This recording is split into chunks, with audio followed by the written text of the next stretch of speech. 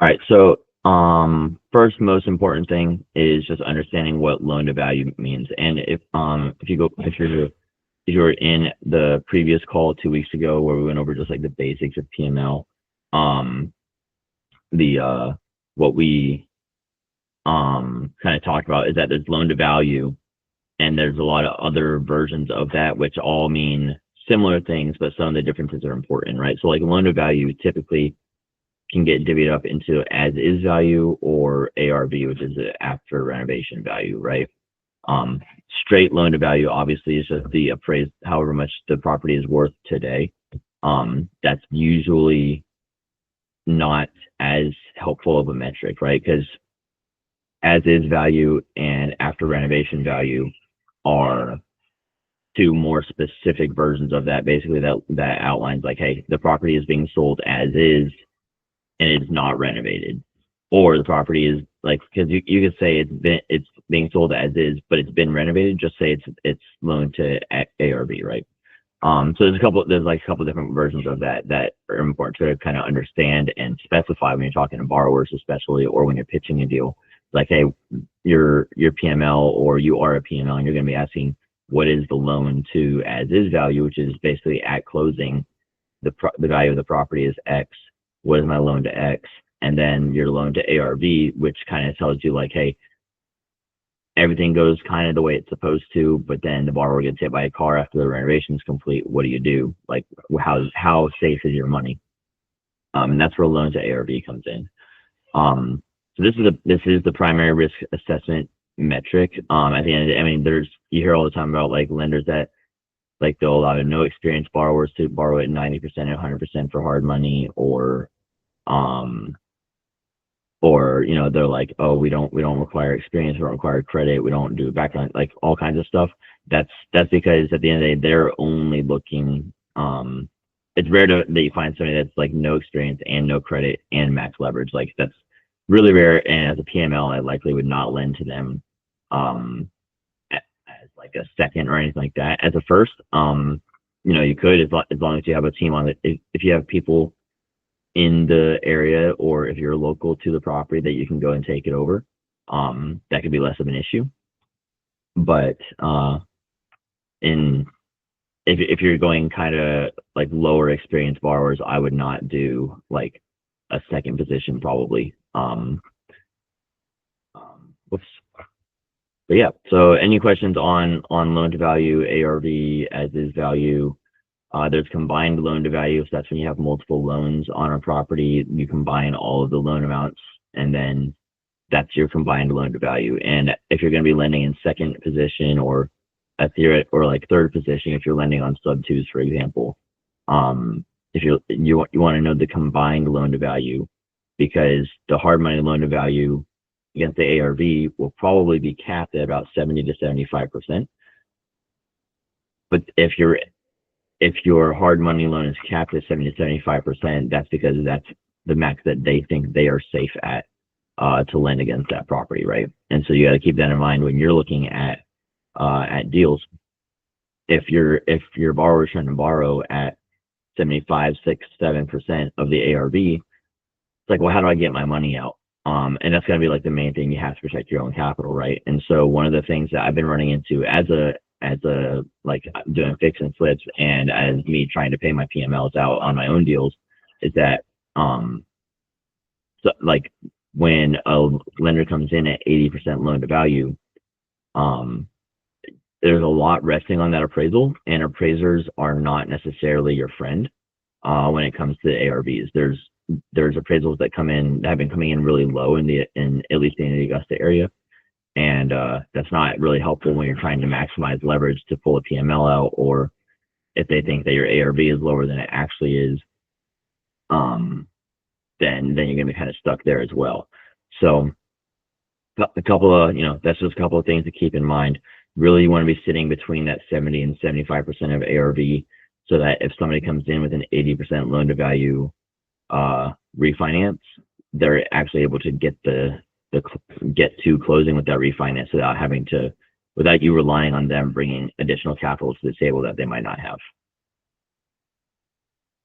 When it comes to borrower experience, you're gonna ask for their track record. You're gonna check that they have relevant experience and that they have the financial capacity to handle the deal. And that's everything from like, hey, like, are you going to be able to like actually make these monthly payments? Are you going to on the hard money? Not even if you're in second position. A lot of PMLs lend in second position, but even if you're going to lend in first position too, like one, do you have the money to start the reno on your own? Two, do you have the money to make the monthly payments, pay the utilities, pay for the insurance, pay for an appraisal on a refi? Have you successfully completed a similar project, similar scope of work, or same scope of work, similar size, similar location geographically? If like Augusta has a big range, for example, where you have properties with $150,000 ARV, and they're really not that far away from properties with a $500,000 ARV. If I could have 10 flips in a $150,000 ARV neighborhood, um, I would not necessarily say that qualifies me to go and flip a house with a $500,000 ARV, just because the type of finishes that are going to be needed to achieve the $500,000 ARV are not going to be similar to what's needed to achieve a $150,000 ARV.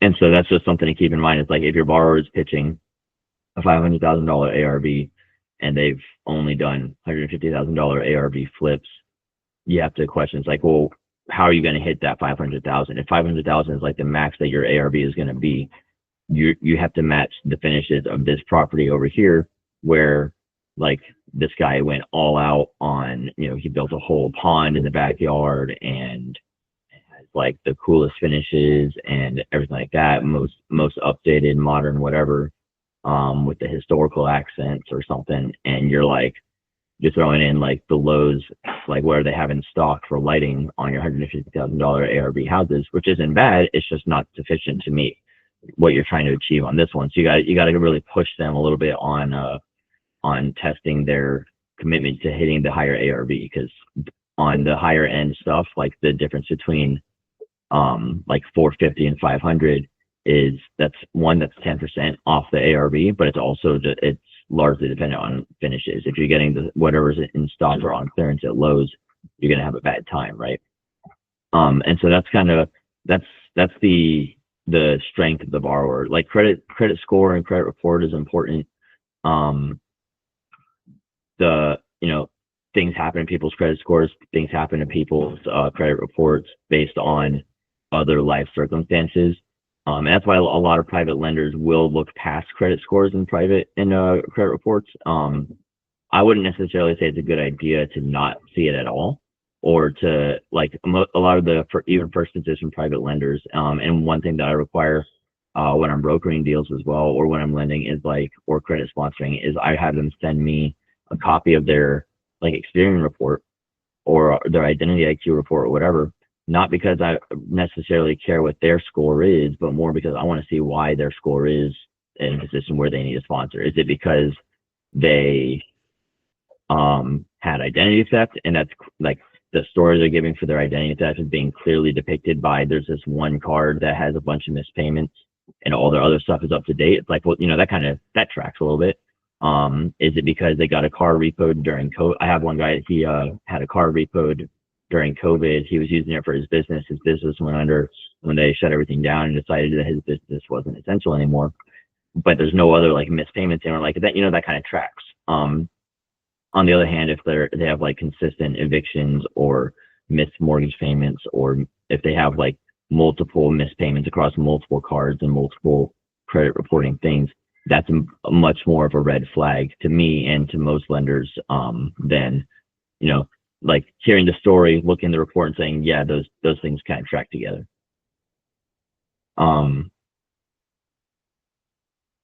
So we're gonna pull comps a little bit. I pulled some comps on some properties on our last call, but we're gonna pull some more today because honestly, it's just kind of fun to sit there and start pulling comps on properties. You can get lost in the Zillow and the Privy and the Deal Saws and PropStream or whatever.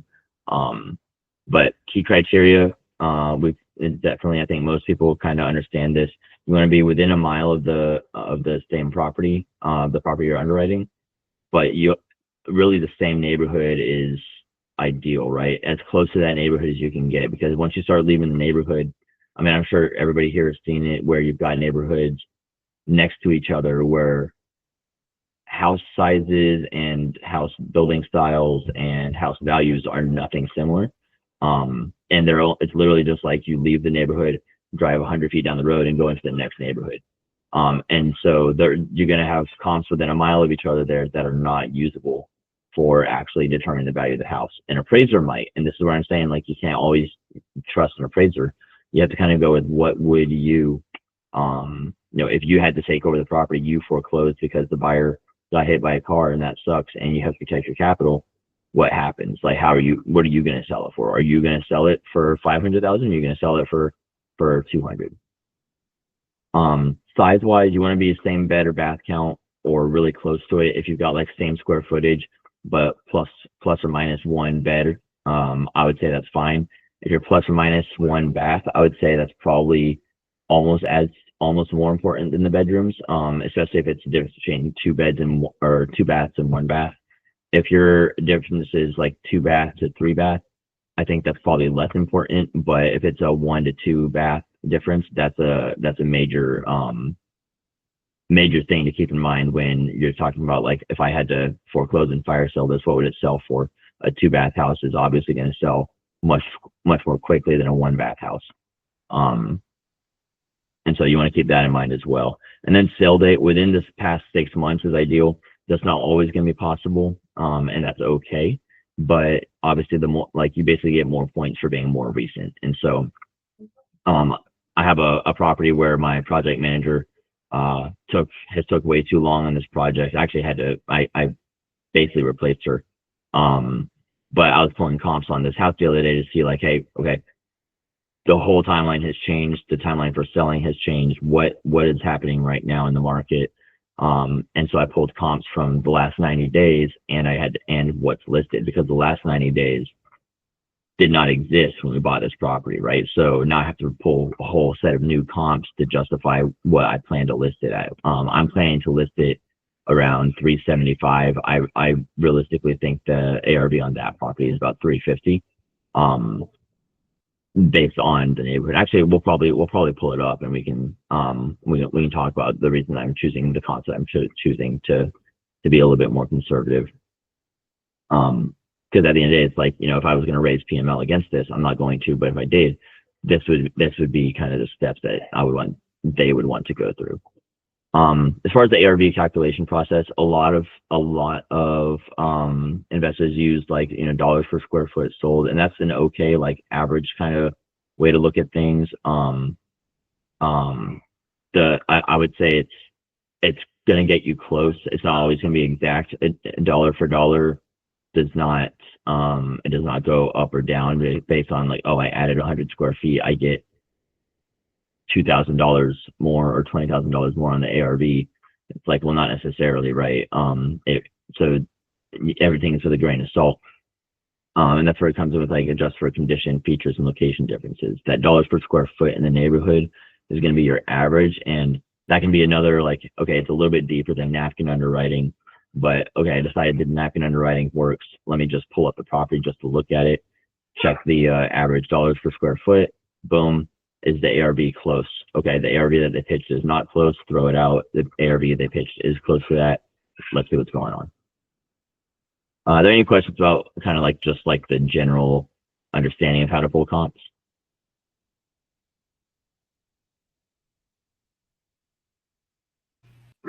Please. Okay. You probably don't want to cross like any major rivers or highways or anything like that. Yep, exactly. And that's why staying inside the same neighborhood is really important.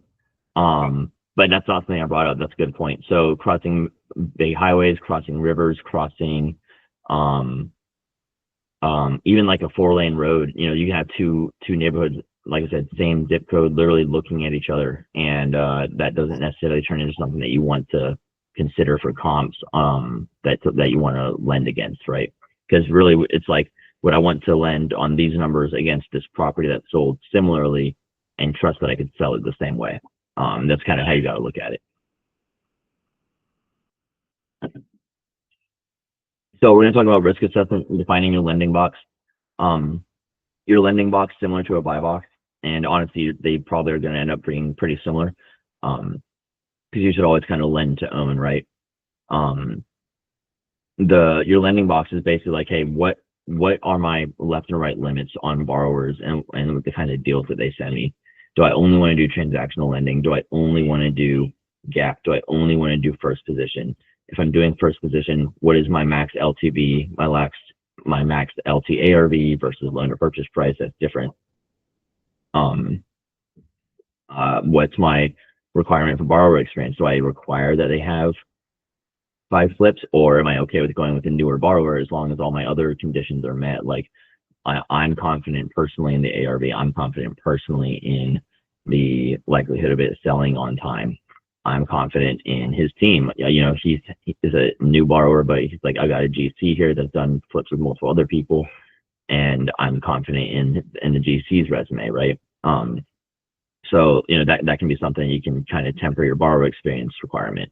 I would say probably like the main thing to keep in mind is your loan to ARV and your ARV confidence, which is going to be impacted by market conditions. If you see that stuff is sitting on market for 90 days, if all the comps sat on market for 90 days and your borrower insists that he's going to sell his in 60, just assume he's wrong, and it's going to be 90 days. And if he says it's going to be a 4-month reno and a 90 day, and he says it's going to be 60 days to sell, it's like, well, actually, you already decided it's going to be 90 days, so this is going to be at least 7 months.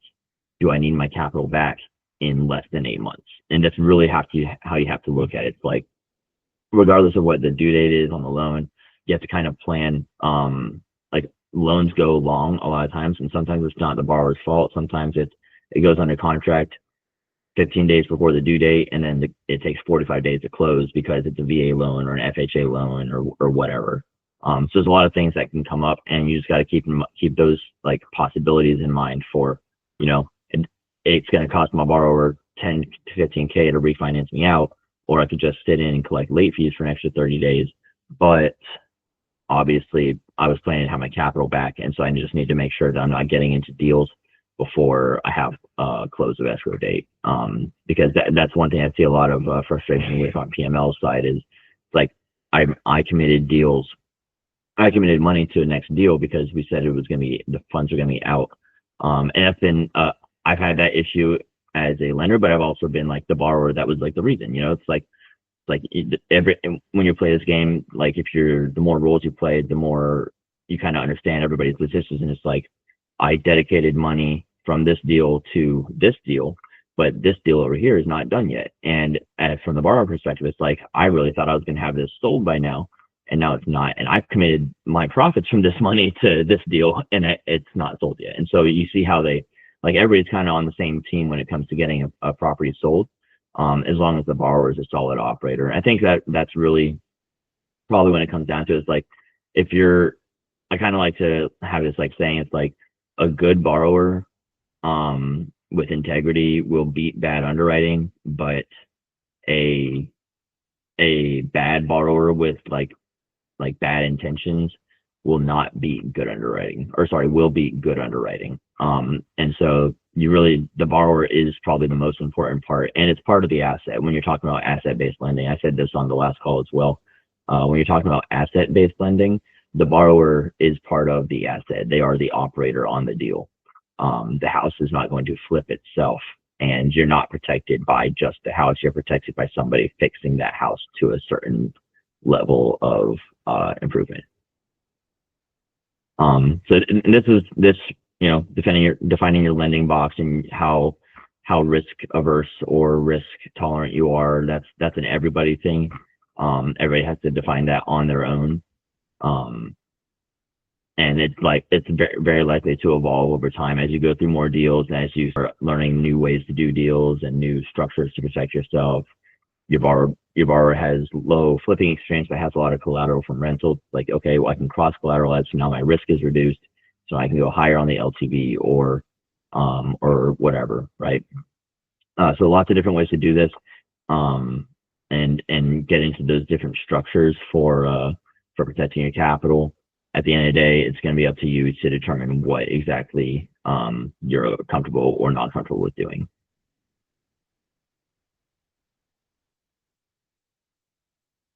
That's the end of the presentation. Now we get to pull comments.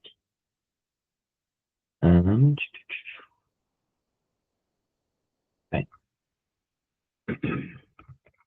So first, I'm going to go ahead and pull up the house that I was talking about that has gone long on Reno. And then I'm going to pull up a house that I just recently, oops, wrong email. A house that I recently refinanced. I'm actually meeting somebody there tomorrow to, we're kind of helping each other out a little bit. I'm sponsoring him on a refi, and he's going to take over this property for me, just because it's been sat on market and hasn't sold, hasn't moved. Comps and appraisal both support the number I have it at, but it's not moving. So that's probably an indicator of like a softening market, not anything, literally nothing you can do about it, right? Other than just kind of like eat the holding costs until it moves. And so that's something we're going to talk about as well when we get to it. But first one we're going to look at is 2223 Daffin Drive. So I actually bought this one with a hard money loan and seller financing, so I did not actually raise PML against it. Our purchase price on it was $100,000. We closed in February with a goal of having the renovation done in 4 months. We had a $110,000 reno budget, so 4 months should have been a good amount of time, plus minus a week or two, depending on just like getting things scheduled. We're now at 6 months in and it's not complete. So like I said, I brought on a new project manager, and she's going to be, I'm confident in her ability to get it finished. I've networked with her a lot and everything like that, but hindsight 2020, should have just brought her on at day one and not had the other person as my partner at all. But you learn things. So first thing we're going to do, we're going to pull comps on it. So we actually are adding a little bit of square feet. So it's going to be about 1530 square feet when heated square feet when it's like finished, which should be hopefully in the next couple of weeks here. So we're going to go with 1530 square feet. It's going to be a 4-bed, 2-bath instead of 3 beds, and that's important to keep in mind. If you're, and that's where the scope of work comes in. If something comes up when your borrower is pitching a ARV that's like way off, you're like, like all of your ARVs, all the properties that match the ARV that you pitched are 4 bedrooms. Like, oh, well, actually, I'm adding a bedroom. You can see that on this scope of work, and you're like, yes, that makes sense then. And that's where the napkin underwriting is going to kind of fall short. But if everything else kind of matches up, it's like, okay, let's take a look. Somebody wants to join the call.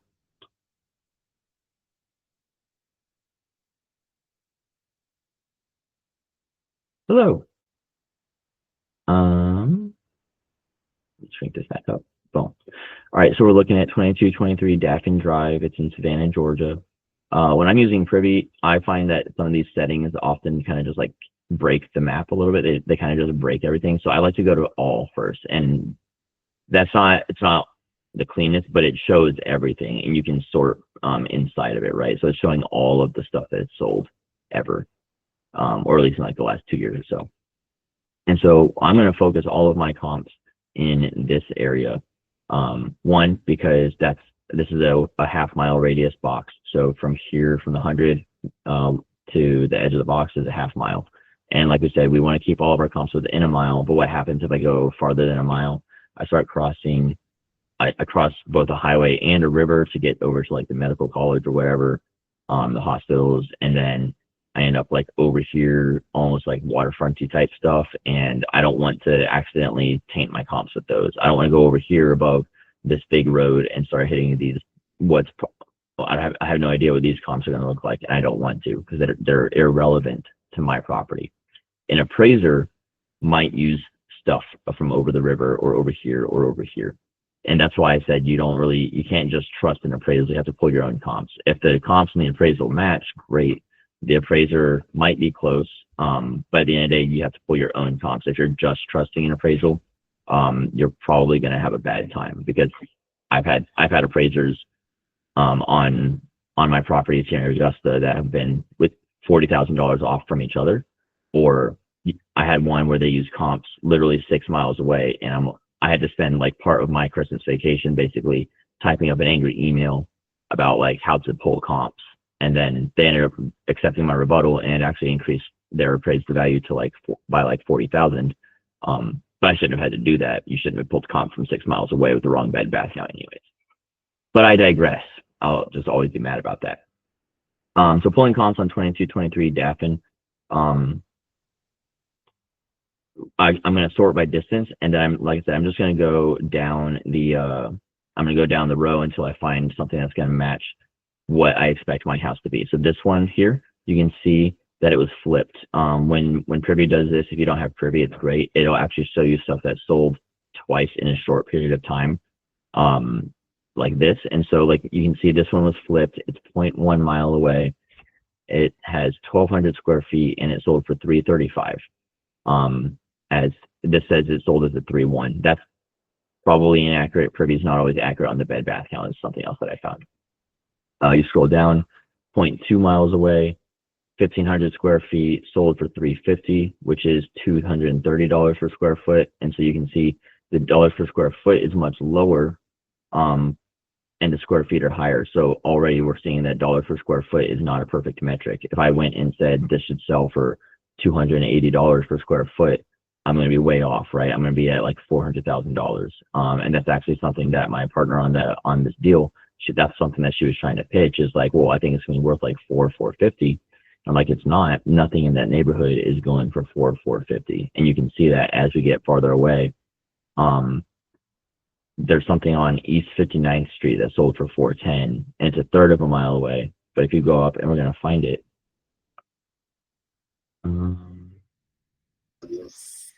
There's like this for $450 all the way over here. Yeah, go ahead. Sorry, was there a question? No. Okay. So looking on Privy, and obviously this is a paid tool, so we're going to go look on Zillow after this. But looking on Privy, you can kind of see there's really nothing inside of this neighborhood selling above 350. And I'm actually going to use this 350 comp, the Pine Tree Road that we just talked about. It's got 1,500 square feet, which is pretty close to what I said mine is going to be when it's finished. It sold for $350. It sold in October 2024, so it's not even new, right? When we get on Zillow, we'll actually we'll like reduce the time frame, but we can actually do that here as well on Privy and start looking for stuff that sold most recently and compare the distance. So like 2104 Mason Drive, 1,300 square feet, sold 3 days ago for $319. 2314 Shirley Drive, less than a quarter mile, 1,380 square feet, sold for $300. It's not renovated, but it's probably well kept if it's selling at that rate.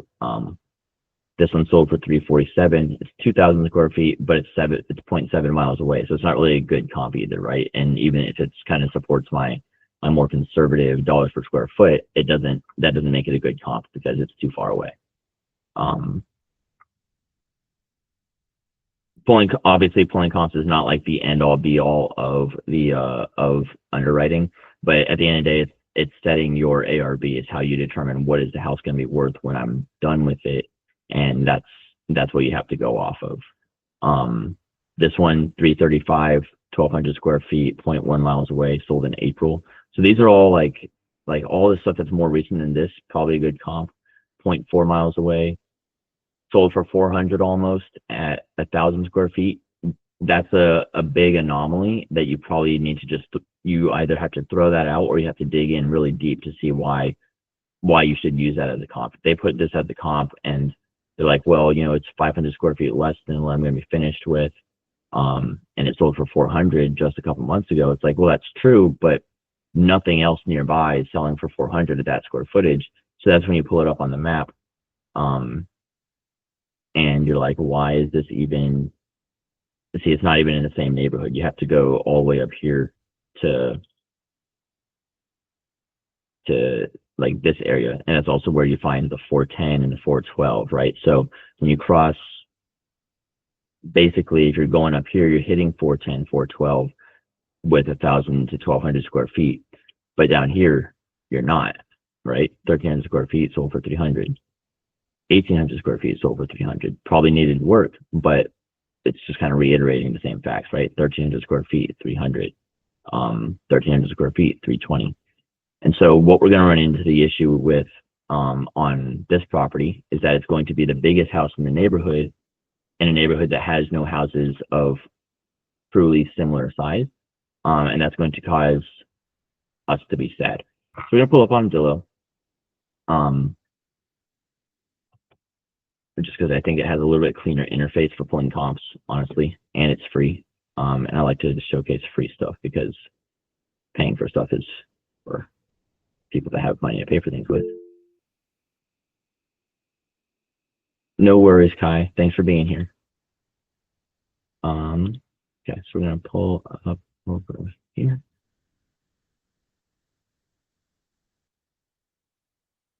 So this is the neighborhood that it's in. What we're gonna do on Zillow, we're gonna filter everything. Okay. So first thing we're gonna do, we're gonna filter for sold. That's gonna show us everything, and this is worthless. I can't see anything, right? So I'm gonna filter by bed bath count, 3+, 2+. Boom. That cleans it up a little bit. I'm gonna filter by price because honestly, if I'm not hitting the price, if there's nothing selling close to the price I think I'm gonna get, then I need to just like move on with my life. So I'm gonna set a minimum sale price of 300. That filters it out even further. You can filter by square feet. I'm gonna put a max of 1,750. That filtered it. You can filter by year built, lot size. I'm not going to. That's not as relevant to me. In this specific instance, if there's an area where it's like an old part of the city and you have new construction, you want to make sure that you're filtering by year built because the difference between a 1970 and a 1912 or a 2025 and a 1900 builds, your rental costs are not going to be similar on those because the 1900 build, it could be a beautiful house, but you have to go and just like, it's a much more in-depth renovation. So the last thing that we're going to check is, I'm going to filter by last 90 days. That's something that I mentioned where I bought this house in February. It took too long to do the reno. Stuff that has sold in the last 90 days was not even probably listed yet at the time when I bought the house, right? And so that creates an issue for the comps I used at the time. And so I have to go in and re-support it. So I'm going to apply that. And as you can see, nothing has sold in the last 90 days inside of this area that's a 3-bed or better or 2-bath or better above even 320, right? And so you get 325, you come up here, you cross the river, you get 385, and somebody using dollars per square foot would probably say, well, this sold for 385 at $1,300 a square foot, or 1,300 square feet, dollars per square foot is gonna be great. It's like, yes, and an appraiser might use that, and an inexperienced agent might use that. But what we're looking at here is you have to look at the neighborhood itself. Why would somebody buy something for $400,000 in this neighborhood if nobody else is buying anything even close to that in this neighborhood, right? So that's just something you got to keep in mind. That's all the stuff that's sold. It'll tell you, Zillow will tell you when it was sold. You can sort by newest. This is the most recent sale, second most recent across the river over here, pointed out with my finger. Next one after that, this is probably going to be the kind of like the closest. It's almost the same in square footage. It's 3.2. Like I said, I'm looking for 4 beds, but what we're seeing is also no 4-bedroom houses in the neighborhood that are sold. And so us having a 4th bedroom may jack up the value. It might. It also might not because nobody else is, like it could be a 4th bedroom. It's just not worth anything in that neighborhood because if it was, people would have been adding bedrooms on already, right? So that's something we'll find out. This one had a 4th bedroom and it's down here. So I wouldn't necessarily say it's a great comp, but where'd it go? But it's an okay comp. It's still within like that kind of half-mile radius and it didn't cross a river or a major road, big roads, you know, no highways though. This one's only selling for 315. So if I was going to be extra conservative, I'd say, yeah, it's got more square footage. It's a 4-bedroom and it's not selling as high. So, yeah, so that's all the stuff that's sold. The other thing you got to keep in mind is stuff that is listed today. Because if I'm going to list this in 3 weeks, the stuff that's listed today is likely still going to be there. So when it comes to selling a house, you don't want your borrower to be selling the most expensive house in the neighborhood unless it's going to be the best house in the neighborhood. So what we're looking at right here, this one, so this one is right around the corner. It's 1,700 square feet. It's a 3-bed, 2-bath, and it's listed for 300. So actually, this is really gonna this property is likely to hurt my ability to sell the house at the price that I want to sell it at. So we can see what's wrong with it. And actually looking at the pictures, you can see it's not updated. So maybe it helps me more than it hurts me. Maybe I can even just buy this as a flip. It needs a new roof. It needs to be updated. It's got like old carpet. It's got some updates, kind of. I would probably change all this out. All this, like, I might keep the wood paneling on the bottom. I kind of like dual texture. Get rid of the wallpaper, new countertops, new appliances. So 300 here. That as this is listed as is, but well kept, right? So somebody can move in. This is turnkey and ready to move into, and it's a big house. But obviously you can see dollars per square foot is not relevant, and that's why they're only listing it at 300, because they know they have an unimproved house in a neighborhood where nothing is selling at what that square footage would indicate they might want to sell it for. So, and this is where comping kind of, like I said, it gets kind of fun. You can get into the weeds a little bit on it. This one is listed for 350. It's down here. It's slightly larger. It's a 3-bed, 2-bath. It's not a 4. This one for 320 is a 4-bed, 2-bath, 1,650 square feet. So what are we kind of getting out of this, right? I'm looking at stuff that's currently listed. It's not for sale. I can see how long it's been listed for. If we want to see how long things have been listed for, we can jump in here. This one's listed at 310. It's a 3.2 with 1,700 square feet, and it's been listed for 2 days. If we want to look at this one, listed for 340, 1,630 square feet. The agent went extra on all that. It's been listed for 5 days, and so I'm going to be watching this one closely as I get to a point where I'm going to list mine, because if this one is still sat, if it's had price drops, then this is going to hurt me being able to sell my house, right? And so you have to look at what's currently sold, even though, or what's currently listed, even if it hasn't sold yet, it's not a comparable sale. You as a lender, and me as a buyer, me as the lender, we all have to look at what's currently listed, because if you're selling the most expensive house in the neighborhood, and if somebody with better finishes than you're going to have selling their house for less than you plan to list for, you're going to have a bad time. And that's something you have to keep in mind as a lender as well. So getting back to Daffin specifically, just because all we did was pull comps, and that's because I like pulling comps. What we had on this originally was a $100,000 purchase price. Like I said, I bought this one in the stack method, so the seller carry covered most of the down payment. I did have to bring a little bit of cash to closing. We had originally a $110,000 reno budget, which was set between a GC and my original project manager. There's a lot of room in that ARV, so we were okay to get an additional 30 from my hard money lender. So our reno budget is up to about 140, which is still reasonable for the amount of work that we did. But you hate to go over budget on anything. Just because that reduces, one, the money that you're going to make, and the money that your borrower is going to make.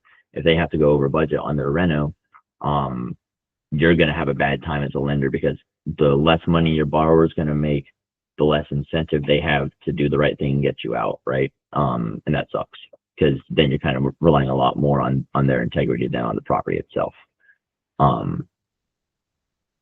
So yeah, so this one, 100, 140.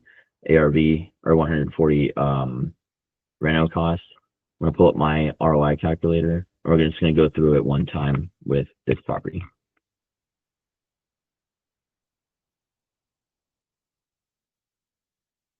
So I'm still saying ARV is gonna be 350. My new project manager, she's pulling some comps to kind of see what she thinks it's gonna be.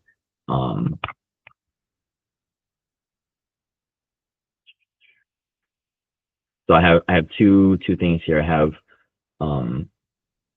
have private money loan. I have gated loan. Private money loan really is like on this one, it's just like your regular interest only type of thing, and so it's interest only, monthly payments, stuff like that.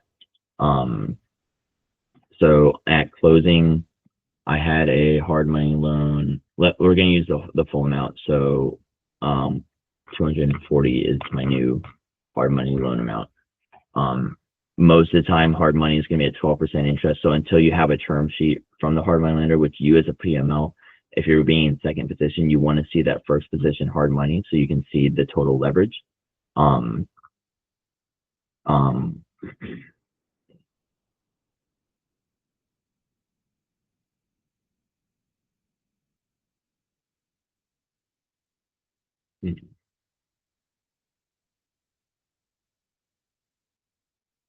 Calculator's broken. It's okay to fix it.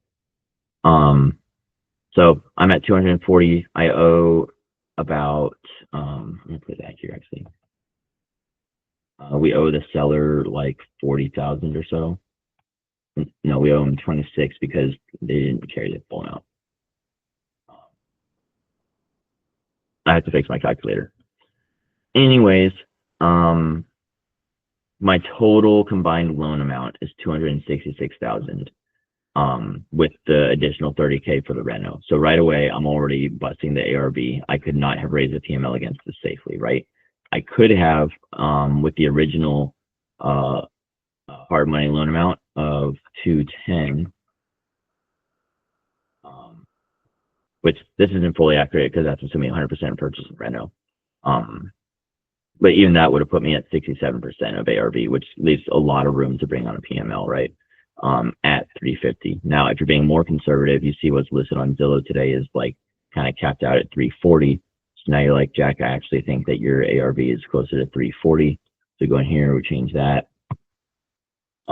We know that you're doing an extra 30K of reno, so your total loan amount is 240.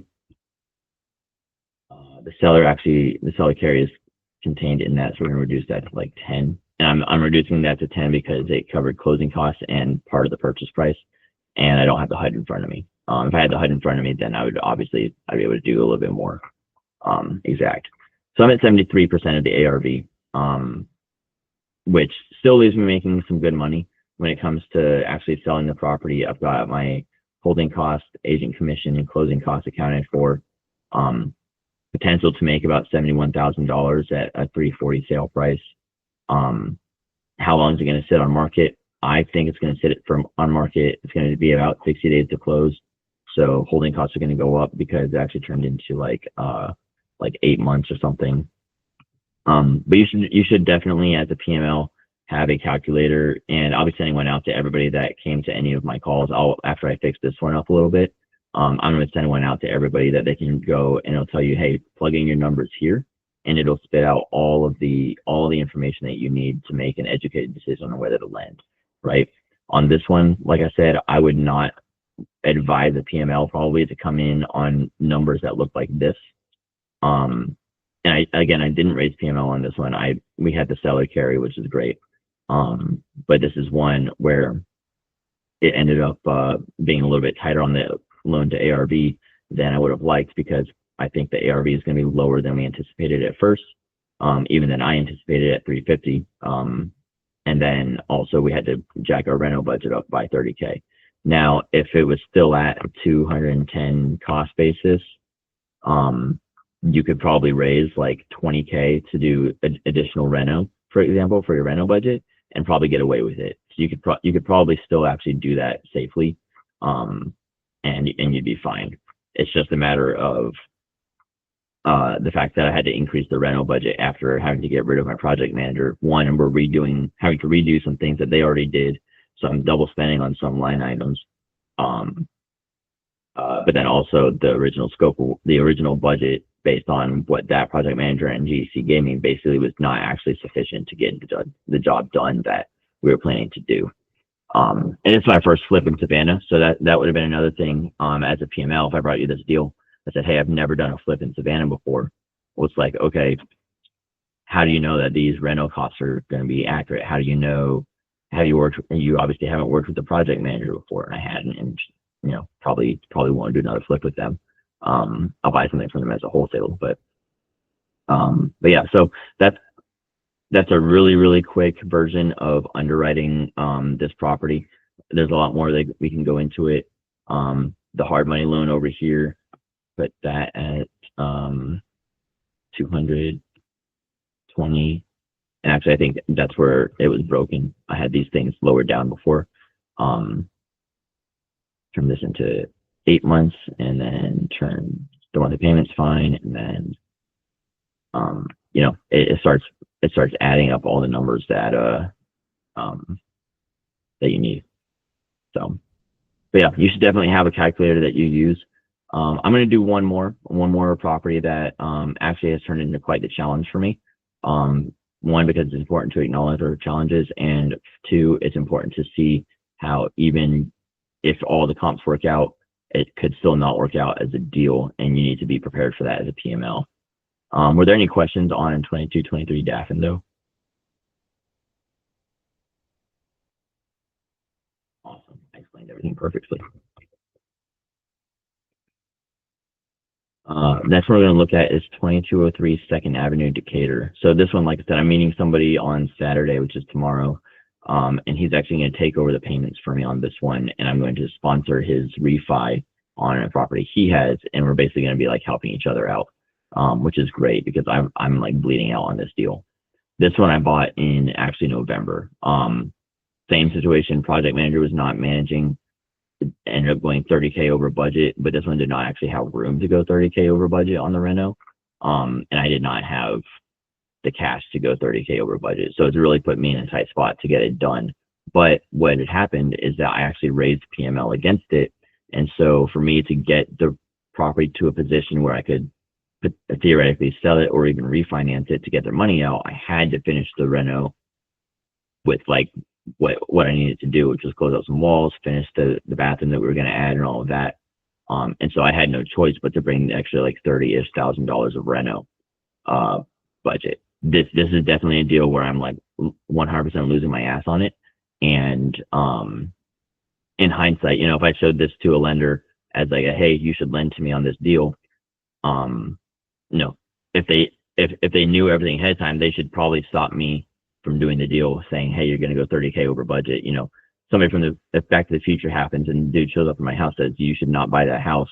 It would be good for me to listen. But that's all hindsight. What we're going to talk about is things that you run into during a deal, and ways that borrowers like myself can handle it, and ways that that some borrowers will handle it, which is, there's lots of different ways that people can do that. So for this one, the comps support a value of 370. It appraised at 370. It comped at 370 when I bought it. You can see there's lots of stuff in that price range nearby. You got one here at 350. You've got one here at 400, 405, 354. Like lots of space to say, hey, like 370 is a perfectly reasonable price range for what we're doing. We added a bathroom. We redid the full kitchen.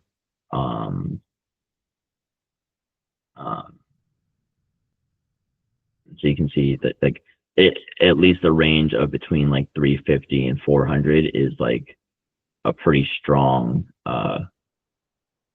comp range, right? That being said, that doesn't necessarily mean that it's going to work out for me, and that's what we're going to see. So it's actually listed right now. So, oh, why isn't it listed? Why isn't it listed?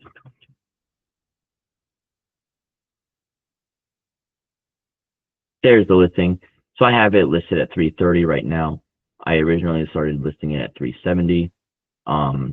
You can clearly see that based on sold comps, like 330 should move it. Even listed comps, you've got like this one is the one. This is the one. It's listed at 330, but this one's listed at 399. This one's at 318. You got stuff for like 450 in the back over here. Even 300 is kind of like, it's kind of close to 330. It's not great, but it would get my hard money paid off, right? So what you're seeing is that there's stuff that's listed that justifies the pricing. There's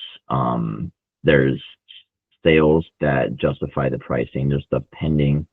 There's a little bit pending. Let me see what else is pending. Those don't really work. It's okay.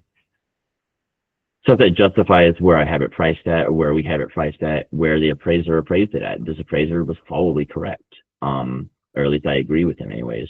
What we're seeing is that the market's actually rejecting the house itself.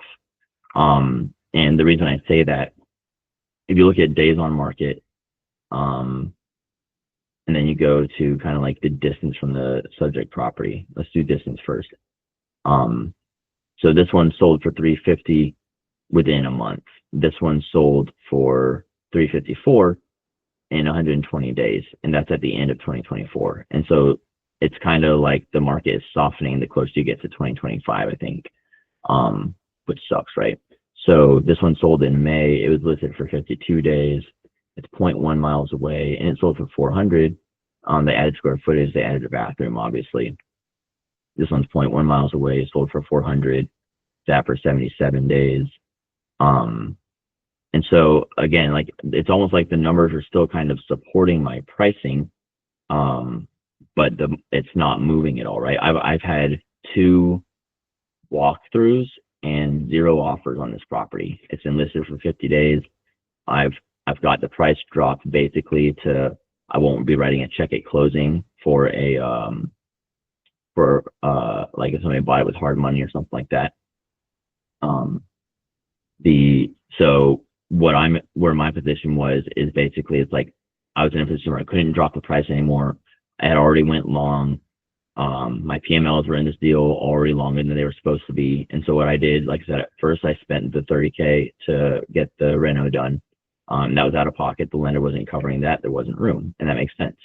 And then I did a hard money refi to get my PML's principal amounts out. It didn't cover the full amount owed. It didn't cover the profit at that point, with like late fees and stuff like that.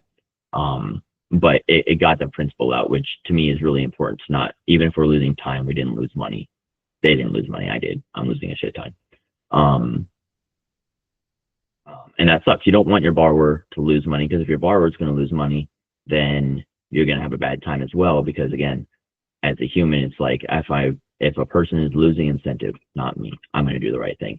But if other people lose incentive to do the right thing, they become less likely to do that, right?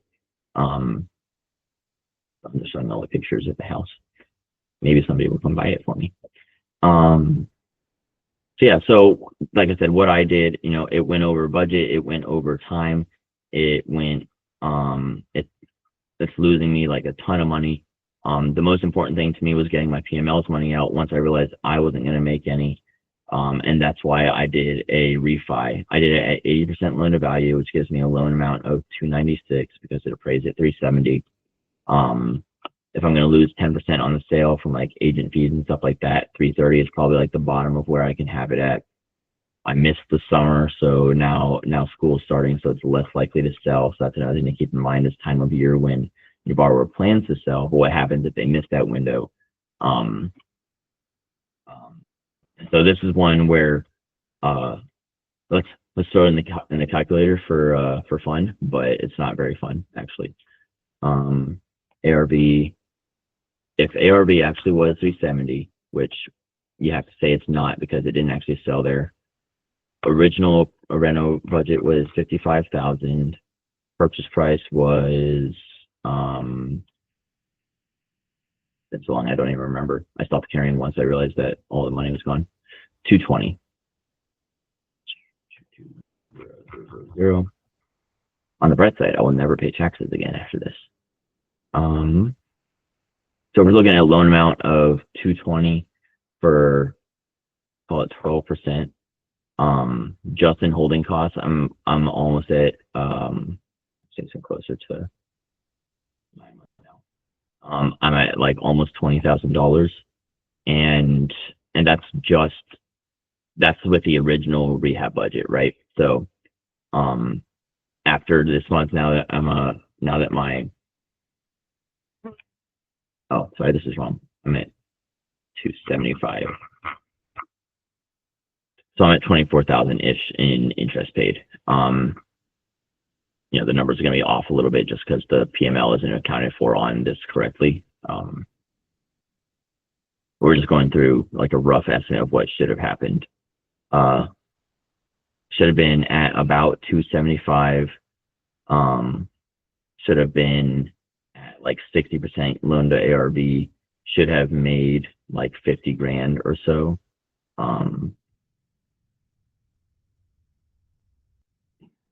Balance 275. Yeah, should have made about 50 grand, and it would have been great. What ended up happening, we're going to change this estimated rehab to 85,000. We're going to jack up this to, well, and so the net profit after the estimated holding costs is actually around like 16 if it sold at 370. But now I'm at 330. So what happens if I change this to 330 and it sells tomorrow? I'm losing at least $20,000, but realistically a lot more, right? I've got all my holding costs that are not actually going to get paid back on it. I've got, I'm losing the money there. I'm losing the money from having paid for the refi. So I'm losing a ton of money on it. But the main thing for me was getting my PMLs out. And that's something that's kind of like one of the tests you got to give your borrowers is like, what happens if this goes over budget, over time? What are you going to do for me to get my money out of the deal that you brought it into? I offered to just give the property to my PMLs once it was finished. I was like, hey guys, here's where we are. Property is finally renovated. I apologize for all of the, the missteps in the project management and having to replace him and the time and everything like that. Here's kind of our options. I can give you the property. I'm not going to fight you on it. You can sell it or do whatever you need to do to get your money out of it that way. Or I can refi, or we can like wait for it to stay. If I refi, we'll get your principal out and your profit will probably still be tied up. Or we can wait for it to sell. And they opted to have me refi it and get the principal out. And then, instead of doing the deed in lieu, because they didn't really want the property. They wanted to get their money out and everything. And so that's what I did. I ended up having to bring $13,000 to that refi just because of where the numbers ended up landing with the PML loan and the total leverage. So now, not only, like I said, I had to pay for the refi, so I spent $13,000 to refinance. So we can add $13,000 in here. I'm losing at least 30, but realistically, again, like you start adding holding costs in and stuff like that, it's just a bad time all around. So this sucked. This is a deal that's going to continue to suck forever, probably. And what you kind of have to keep in mind as a PML is that like somebody with the best of intentions can run into a bad deal by accident. And if that happens, how are they going to behave, and what is your plan for that, right? If they offer a deed in lieu, are you going to take it, or are you going to say, actually, it's probably more convenient to just have you refinance us out and we can reattach like a lien afterwards if there's leftover? But man, I didn't have the capital to pay them out fully at that point. I just spent $30,000 out of pocket to fix the house up to a point where it could even be ready to sell or refi. And they understood that. They understood kind of the position I was in as well. Lots of project management issues that come up where every time you do a new project with somebody or with a new person, it's an interview, and not always ace all interviews, right? So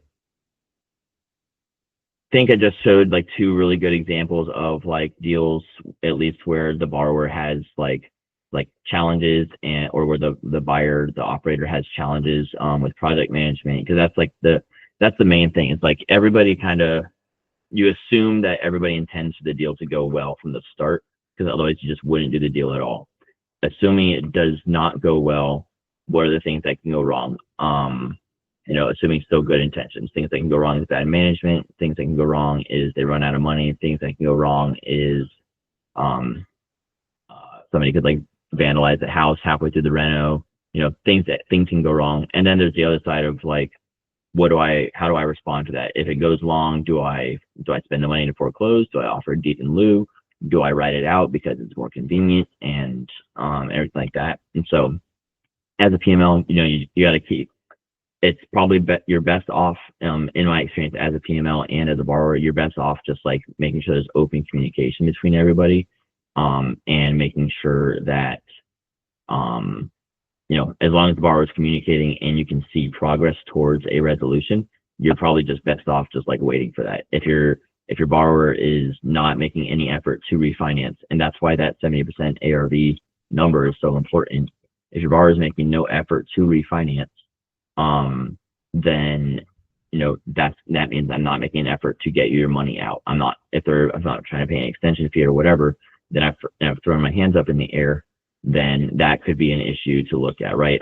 Immediately when I finished the reno, or when I realized that it was going to go long, I communicated like, hey, it's going to go long. Hey, you finally got it done.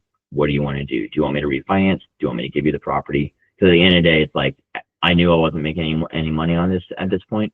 It was more about like, what is the best scenario for them to get their money out. And that's kind of like, that's how I operate, even to my own detriment sometimes. Obviously, like I said, spent like $13,000 on the refinance. But not all operators are going to do that. And a lot of operators, like when I ask them, like, hey, what if we hit like the end of the 6-month time frame that you're offering, or 8-month or whatever, and it's not done yet, like, do you have a plan to refinance? They're like, well, I'm not going to refinance, I'm going to sell it. I'm like, well, you can do both, but you have to, if you're not going to make an effort to get them out of the deal, that is a behavioral issue, in my opinion, that needs to be addressed ahead of time. It's like, either like, you as the lender, if you're going to do this deal, you have to be ready to just initiate foreclosure, or your borrower needs to like reset their mindset and say, oh yes, actually that makes sense, I'm going to refinance to get them out because we'll be at 70% loan to value or whatever. Does anybody have any questions? I know this went a little long. I probably just got to extend the time frame in general, that I'm running these. Does anybody have any kind of questions about anything we went over?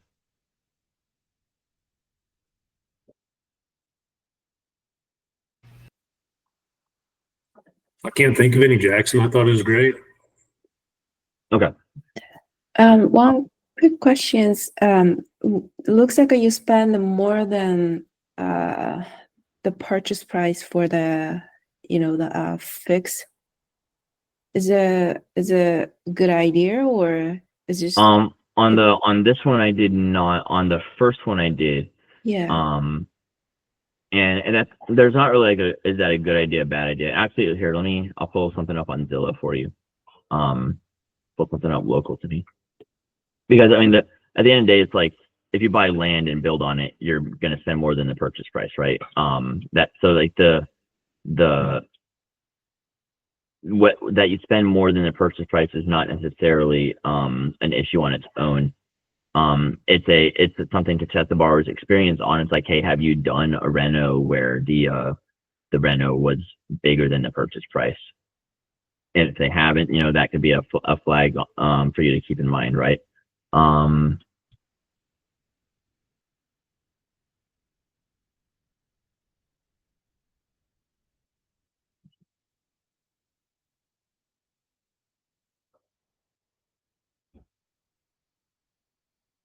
Trying to find something probably like East Augusta.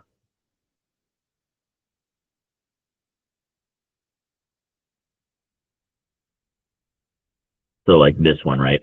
And this is like an extreme example. There's a tree down the back of the house. There's like, it's just trashed. Nobody should live here ever until all of this gets fixed up. I'll probably put an offer on it for like $5,000, and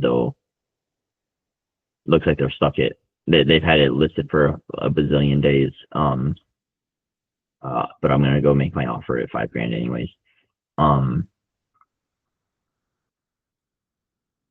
So like this is one where, for example, it's not like a bad idea to buy it and put more into the reno than the property like purchase price is. But if the reno is greater than the purchase price, you have to say, oh, and some hard money lenders even say it's above a certain percent of the purchase price.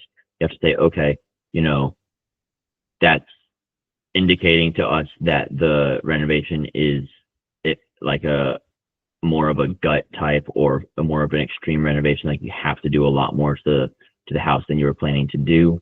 And or then a cosmetic, right? There's cosmetic light reno, and then there's medium cosmetic, and then this is on the other end of that, right? So there's like I have to paint and clean it, and then there's I have to rebuild the house. So this one, like the purchase price and the reno are gonna be like off, right? The reno is gonna be like above 80 grand, and the purchase price is 17. So what you want to do, and this is, again, it becomes important to know what's going on in that area, right? So this neighborhood, this zip code, what zip code is this? Is 90901? Yeah. So there's a lot of rentals in this neighborhood, so it's hard to determine sale comps. It's also like one of the lower income neighborhoods of Augusta. I'm talking, you have a $130,000 renovated ARV. This is a 3-1 renovated and is listed for $130,000. Yeah, maybe not renovated. Maybe it's just been well kept. Let's call it well kept. Even at well kept, it's listed for 130. Renovated, you're probably gonna hit like 150. I actually just closed on one in the same zip code. You're seeing like a 150 ARV, and it's some big back. Go ahead. Hey, one question for you. When you're dealing with contractors, do you get like a minimum of 3 bids, 2 bids, 5 bids? So, yes, if it's a market I haven't done a deal in previously, then yes. If it's like that's a new thing that I'm integrating. I kind of went with what I got from my project managers on those ones, just because that was a learning lesson I had to learn. But in Augusta, so I live. I'll show you guys like on the map. I'll circle it. I live up here area. And so like if it's anything around here, I basically have like 3 or 4 different project managers or GCs that I'll go to do the deal. And at this point, it's more of like it's not always going to be like the best price, and it's not always going to be the fastest, but for me now, it's a question of like who's the most consistent. So I have one that he's like very methodical. His budget is going to be like within a couple of dollars of what he says it's going to be, unless there's change orders. He's not the fastest and he's not the cheapest, but like when he says we're going to be done by like September 15th, you can bet you're going to be done by like September 15th, and it's going to be within 2% of the original budget. And for me, that's at this point, based on like everything I've kind of gone through this year, like that's almost more important to me than the best price or the fastest. It's like I would rather like spend a little extra to avoid having to spend a bunch extra, based on like just the way that project managers have done me in other markets this year. That hasn't happened to me in Augusta, so maybe that's a lesson that I've learned, right? But it's definitely harder to do renovations in houses that are geographically not the same place as you. Savannah and Atlanta or Decatur are both like 2.5 hours away from me. And so like, it's not like I'm there every day. I can't swing by to check on things. Like it's a whole 5 hours of driving both ways, right? 2.5 hours both ways, 5 hours total to get there. And then you got to spend like the hour or so that you're there to see the property. It's like, is it even worth the drive? It's like, well, hope so. And so that's I think that oh, thanks, Kai. Shoot me a text 240-267-9796. I'll actually be in the area tomorrow to look at that house indicator and then look at the guy's other property that we're gonna be sponsoring him on. So I think that answers the question. It like there's price bids, and then there's like, as you do a couple of deals, you kind of like narrow in like, hey, this guy's consistently within budget and on time, even if he's not the cheapest. Like I'd rather say I know for sure it's going to be done when he says it's going to be done on the budget that he says he's going to do it in. Again, unless there's a change order, and he's going to tell me exactly what that change order does to the pricing. So you really have to kind of like, if you're okay, like writing everybody's ask on the job site and keeping them on track, it could be worth going for like the cheaper bid and just making sure that they're there and doing a good job. Or it could be worth getting somebody that is like really, really fast, but their budgeting is really bad. Like if they're gonna get the job done in like 2 months and it should be a 3-month reno, that can be great, even, and they do a good job. But if their budgeting is bad, you have no idea what that thing's gonna actually end up costing. You can give them a left and right limit, but if they run out of money, they run out of money, and you need a way to keep them finishing it, right? So for me, like consistency is probably like the most valuable thing that I'm looking for in a project manager or a GC or anything right now. I had one GC on a flip recently that he disappeared, like with really like one line item left on the scope of work. And I found out later, like he had some deaths in his family, like 2 in one week. And I was like, that sucks, man. I hate that. And so you're kind of like writing the line between, I don't want to be a dick, but also I lost like 3 weeks because you didn't tell me what was going on. And so that's just something that you gotta deal with as well. But like I said, I've got 1 or 2 people that I can probably just do like consistently, that will be on time and on budget. And I'll probably stick mostly with them at least in the Augusta area. Every new market you have to basically put together a brand new team and everything like that. No, for sure. Thank you. Yeah.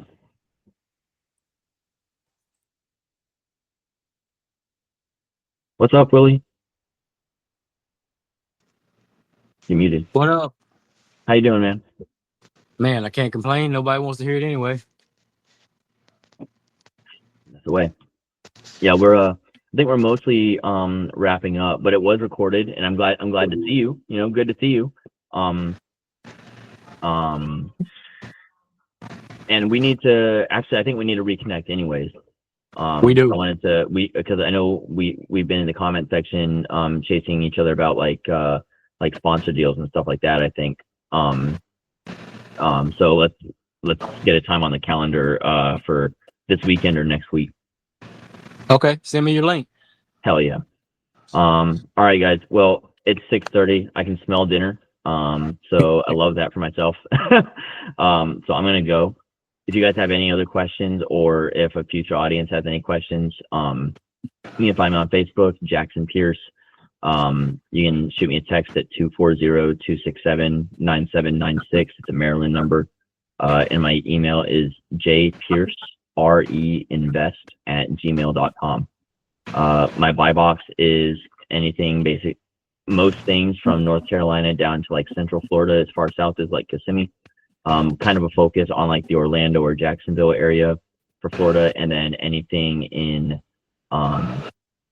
Georgia, South Carolina, or North Carolina is in there as well. I'm looking at a deal in Tennessee. I'm looking at a deal in Alabama. So those are on the radar. It's not something I'm like actively looking for, but if it pops up, it's within kind of like 6-hour driving distance, that I'll call my buy box. Awesome. Well, if you guys have any other questions, like I said, let me know. Happy to hop on a call, help underwrite anything that comes your way. And yeah, hope y'all have a great weekend. It's Friday. Go enjoy your Fridays. All right. Jackson. All right, peace. Damn it.